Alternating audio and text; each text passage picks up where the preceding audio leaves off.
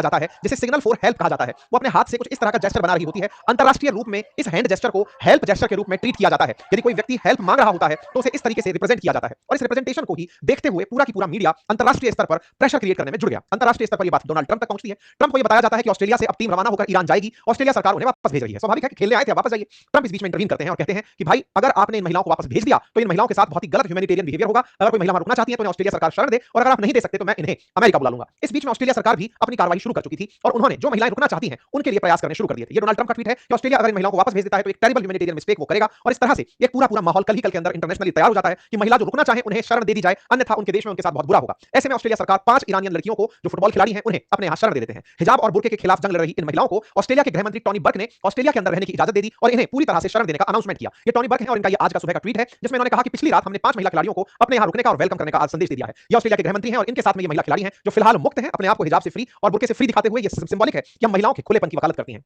लेकिन बड़ा सवाल ये है कि बाकी बची महिलाओं का क्या होगा जो इनके साथ में खेल रही थी या फिर महिला खिलाड़ी जो थी, साथ में और जो स्टाफ इनके साथ आया था जो वापस लौट रहा है उनके साथ क्या होगा? ये 5 वो हैं जो विलिंगली रुक गई और इनके परिवारजन वहीं रह गए, उनके साथ क्या होगा? असल में जो खिलाड़ी लौटे हैं उनके पीछे भी केवल डर एक वजह बताई जा रही है कि अब वो ईरान लौटेंगे तो उन्हें वहां पर पनिशमेंट का सामना करना पड़ेगा। ये वो 5 खिलाड़ी हैं जिन्हें रुकने का वो दिया गया है, मानवीय आधार पर इन्हें रुकने का अधिकार दिया गया है। लेकिन और जो 21 लोग हैं उनके फ्यूचर का कुछ नहीं पता, उनका क्या होगा जो वापस लौट रहे हैं। इनके बारे में गृह मंत्री ने कहा जो रुकना चाहते थे हमने उन्हें परमिशन दी, जो जाना चाहते थे उन्हें हमने जाने की कह दी। कुल मिलाकर ट्रंप इससे खुश हुए, उन्होंने इसके लिए शाबाशी ऑस्ट्रेलिया के प्रधानमंत्री को दी और कुल मिलाकर महिला खिलाड़ियों का मामला एक अंतरराष्ट्रीय मामला बनकर के निकल कर सामने आया। लेकिन उसके बावजूद भी जब आज के दिन ये फ्लाइट इनकी रवाना होने जा रही थी उस समय पर भी लोग उस बस को रोकना चाह रहे थे कि रोको इन्हें, अदरवाइज इनके साथ में कुछ बुरा हो जाएगा। लोग सड़कों पर लेट गए, सेव अवर गर्ल के नारे लगाए जाने शुरू हुए कि हमारी बच्चियों को जाने से बचाओ अन्यथा उनके साथ बुरा हो जाएगा। लेकिन फाइनली ईरान की फुटबॉल टीम लौट गई है।